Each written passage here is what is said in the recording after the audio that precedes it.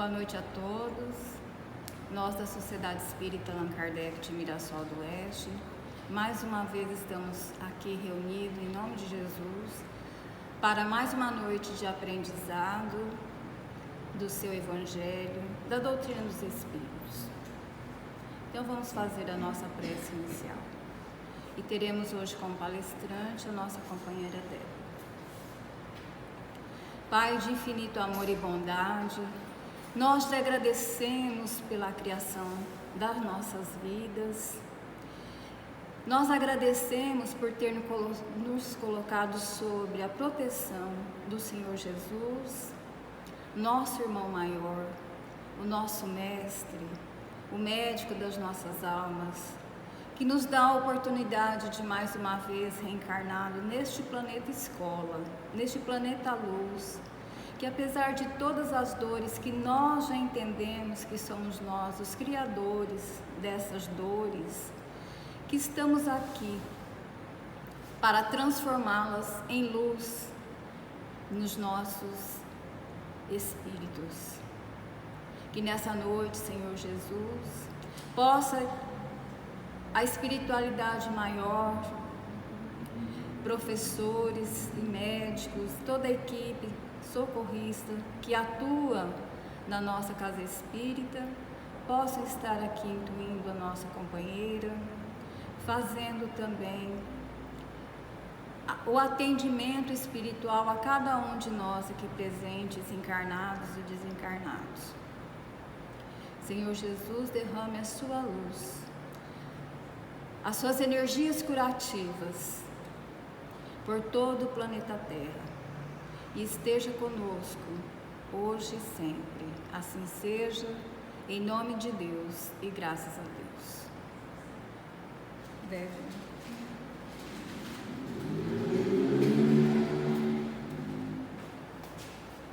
Boa noite a todos. Que a paz de Jesus possa permanecer no coração de cada um de nós. O tema da noite será admitir que Deus existe. E para esse tema nós pesquisamos o livro Otimismo, de Divaldo Pereira Franco, O Verdadeiro Exemplo de Vida, de Luiz Carlos Carneiro. Foi usado também o livro Pastorino, Minutos de Luz, e Os Pensamentos de Joana de Ângeles. Primeiramente, podemos nos questionar: o que é Deus? Deus é a inteligência suprema, causa primária de todas as coisas. Poderíamos também dizer que Deus é o infinito, mas seria uma definição incompleta. Pobreza da linguagem dos homens, insuficiente para definir as coisas que estão além da sua inteligência. E como podemos encontrar a prova da existência de Deus? Uma das formas para crer em Deus é suficiente lançar os olhos às obras da criação. O universo, ele tem, portanto, uma causa. Duvidar da existência de Deus seria negar que todo efeito tem uma causa e avançar que o nada pode fazer alguma coisa. Assim, todos nós trazemos dentro de nós o sentimento intuitivo da existência de Deus. A certeza que Deus existe, pois de onde lhes virá esse sentimento, se ele não se apoiasse em nada? Assim sendo, podemos afirmar que é uma consequência do princípio que não há efeito sem causa. Quando dizemos que Deus é eterno, infinito, imutável, imaterial, único, todo-poderoso, justo e bom, ainda assim não temos uma ideia completa de seus atributos. Diríamos que sim, porque acreditais abranger tudo, mas ficar sabendo que há coisas acima da inteligência do homem mais inteligente e para as quais a vossa linguagem, limitada às vossas ideias e às vossas sensações, não dispõe de expressões. A razão vos diz que Deus deve ter essas perfeições em grau supremo, pois se tivesse uma de menos, não seria superior a tudo. Para isso, devemos pensar ou imaginar algo contrário a isso tudo que Deus é. Nosso Deus é eterno, imutável, é imaterial, é união, é todo-poderoso, é soberano e totalmente justo e bom. Todos nós temos que ter a autoconfiança. Como? Reconhecendo os nossos limites, mas esteja igualmente consciente de suas reais possibilidades. Nunca alimente pensamentos derrotistas a seu respeito.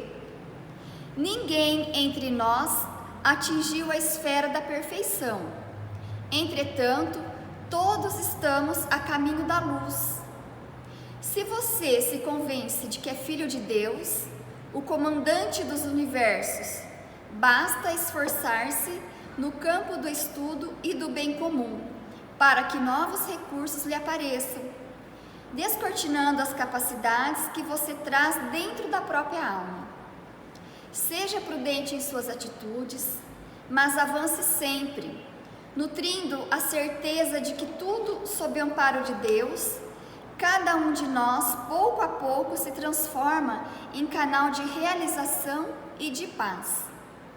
Deus é a força geratriz do universo, de tudo quanto existe. Nada, ser algum, jamais poderá alienar-se da sua misericórdia nem do seu amor. Aqui vou contar uma história onde nos mostra que às vezes não confiamos em Deus. E em algumas trajetórias em nossas vidas, vem de certas maneiras para que possamos lembrar que Ele existe sim, e sem Ele não seríamos nada, e que Ele sempre está do nosso lado. Onde nos mostra fé, nos move, nos faz manter vivos, ativos em qualquer circunstância de nossas vidas. Deus é nosso guia em tudo, nos move, nos fortalece, nos ampara, nos faz crescer, é tudo, Ele é a nossa vida.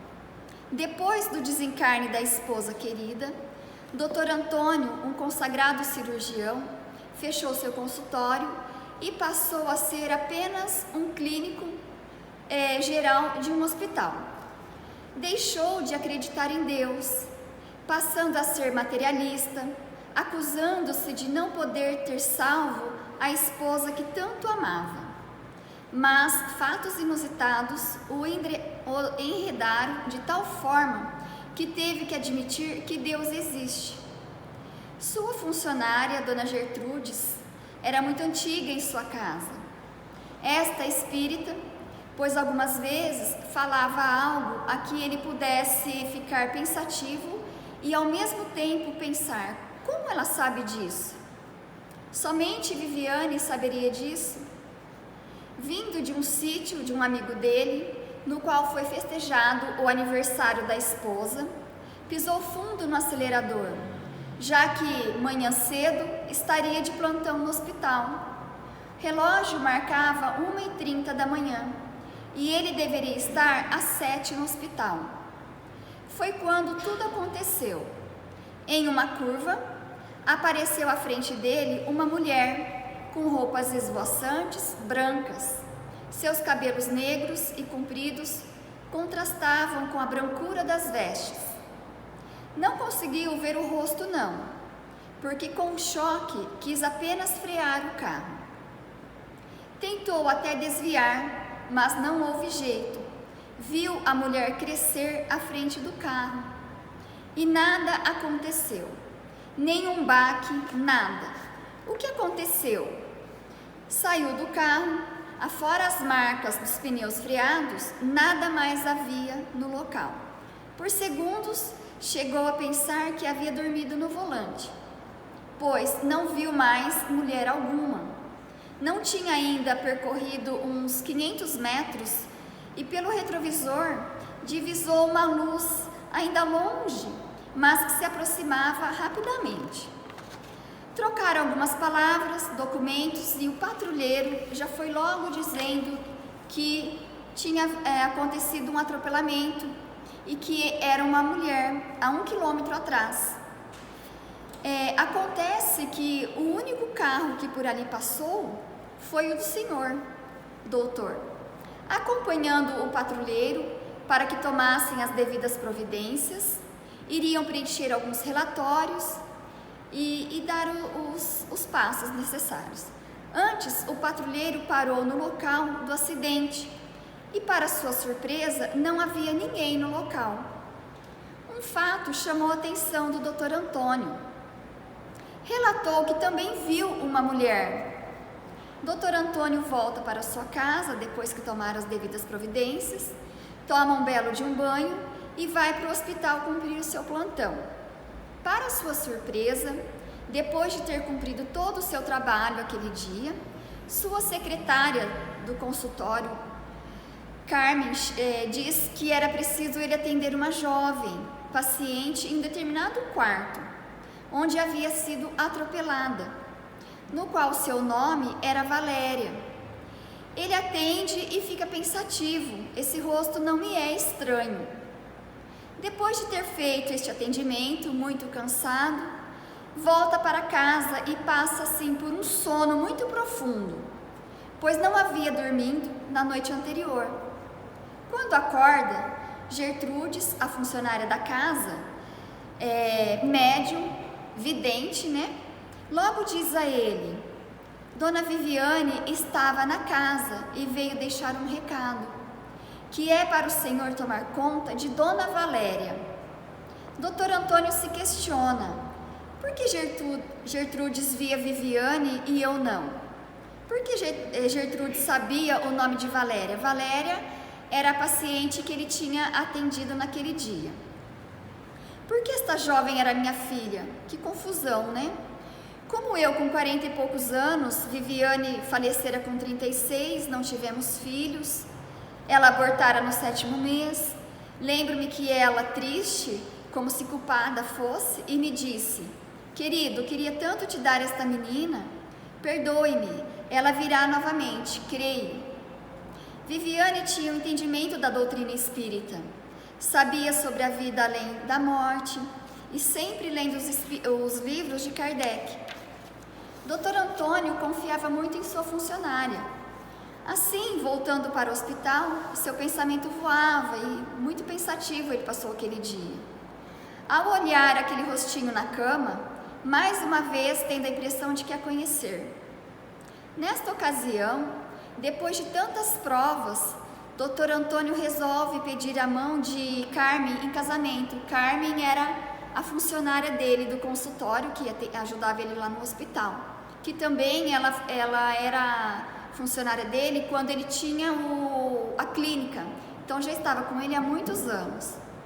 Viviane aprova, gritou a menina. Viviane. É também quando a mocinha relata para eles como tudo acontece, a paciente, né? Então, a mocinha pôs ambas as mãos na testa e, fechando os olhos e como que murmurando, começou a relatar. Viu o carro, sentiu o baque e logo a vi. Ela me amparou e disse-me que eu era a filha que ela perdera e que queria que eu ficasse em casa com Antônio, que Gertrudes cuidaria de mim. Gertrudes. Mais uma vez ele se espanta com os fatos. Valéria contava entre os seus 16 a 17 anos. Logo depois de alguns dias, se completava os 18 anos que a esposa desencarnara. Dr. Antônio procura também um patrulheiro, no intuito de mais provas e saber onde encontrar os pais biológicos da paciente, né, da Valéria. Conversando com Leonardo, o patrulheiro, ele diz a Dr. Antônio que, como combinado, ele investigaria o acontecido daquela noite. Realmente, a moça atropelada na estrada é mesmo Valéria. Ela tem um pai, a mãe morreu, morava em uma cidade, ou melhor, nos arrabaldes dessa cidade. O pai é sapateiro, Ela deixou a casa e veio para a cidade grande. Trabalhou em uma agência lotérica e sempre sonhava como uma mulher, que pela descrição era a Dona Viviane. Com toda a situação, Dr. Antônio começa a se interessar pela doutrina, lendo um livro que um paciente deu ao patrulheiro e que este deu a Dr. Antônio, que era o Livro dos Espíritos. E lendo o livro, já estava cansado, deixou o livro cair sobre o peito. Então ouviu claramente uma voz: Tonico, querido, Viviane, sim, sou eu, meu querido, Viviane. Começa a chorar. É então quando o Dr. Antônio tira todas as suas dúvidas. Pela primeira vez em todo o decorrer da história, teve a permissão de ouvir sua Viviane. Queria saber algo que me intriga. A mulher atropelada. Sim, foi eu sim. Mas por quê? Para chamar sua atenção para Valéria, que foi efetivamente atropelada. Dr. Antônio questiona também sobre Leonardo, o patrulheiro, e a esposa conta que, além de uma testemunha, escolhi aquele que também, com conhecimentos da doutrina, iria abrir teus olhos. Querido, vê quanta coisa boa ele te ensinou. Viviane, quando se morre, você, por exemplo, os espíritos têm este poder de fazer o que você está fazendo? Não, amor, não. Em raríssimas exceções. Valéria iria nascer de nós, teve que retornar por minha súbita morte. Sabia o quanto você queria. Pedi, implorei e consegui, mesmo depois de tantos anos, trazê-la para você. Meu Deus, eu não consegui salvá-la naquele dia. Ninguém o faria, querido. Tinha que ser. E você deixou de ser um cirurgião. Por isto, deixou de acreditar em Deus, no nosso Deus Supremo. Fechou-se em si próprio, pouco se importando com nada ou ninguém. Fechou seu consultório, sofreu com isto. Não imaginas o quanto. Consegue ainda deixar um recado a ele. Ouça, Tonico querido, alguém vai necessitar de seus conhecimentos como cirurgião e irás atendê-lo. Eu há tanto tempo não opero, pois vai, é competente e salvará a vida corpórea de uma criança. Temos que entender que em momento algum deixemos de confiar nos desígnios de Deus. Não te encontras à deriva, apesar de supores que o rumo para a felicidade perdeu-se em definitivo. A ausência aparente de respostas diretas aos teus apelos e necessidades faz parte de uma programática para o teu bem.